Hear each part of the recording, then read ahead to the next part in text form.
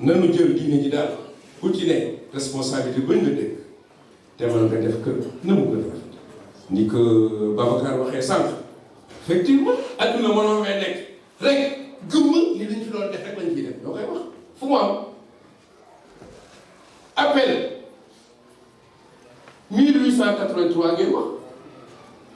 appel 1980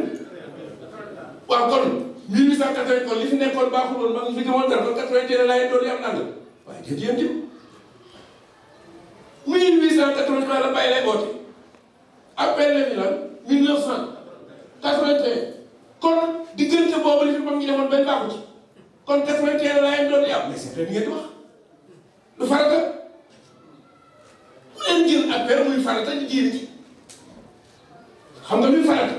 la bàyyi lay wax ci àddina dem leen ci 4e sermon moomu c'est naa ni maamu billaahi watallaahi ku amul yàlla mën a am dara ci bàyyi ak loolu man ak lu ñu la mën a def ñun nag këf nu ba nu bàyyi li ñu yor lii diine la du chef bi c'est important diine la de dañu moytu diine di glisse rek jëm foofu te ay complaisance loolu noonu ku mel ni man du ko nga mucc yàlla ba ci des diine xam du patam ci ko du ñuy bañ appel fii taxaw lànk fàttali nañu Seydina Isa lii ñu doon def moom def na ko te fàttali Seydina Isa loolu muy def démb yonente bi waxoon na ko pourtant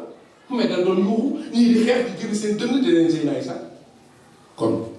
li gën a bon ci àdduna mooy njàpp gumb yàlla kenn du ko topp jaamu ci patam ci bu lànk leen loolu doon si garanti luy ñëw ci yow la leer nañ fii lu leer la fi Seydina Limaamu Mahdi indi digle yooyu la fi bàyyi ñi ko wutul tim loolu la fi bàyyi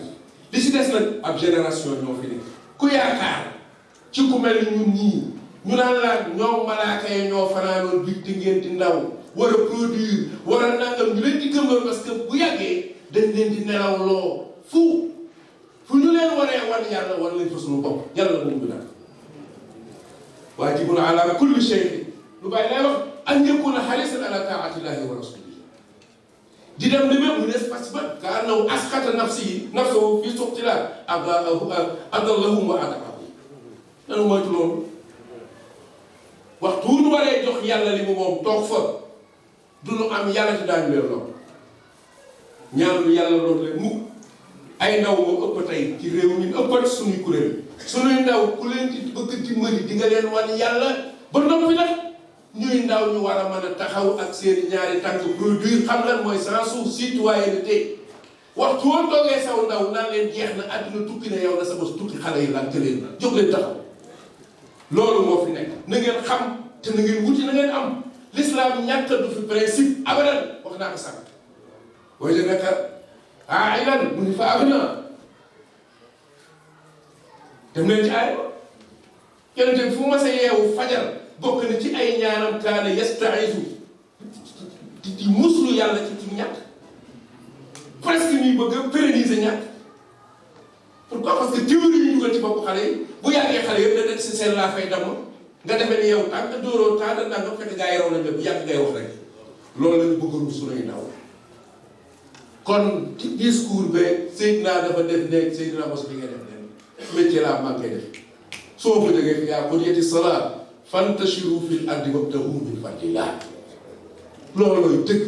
kon lii laay am di ko wax parce que am na ñaanatuñu yàlla muy taxaw fi ku ko def ñu jàkkaarloo ak koo mën a doon ay mbokk fi ne tey jii lañu gën a ànd ci lañu ànd leneen amu fi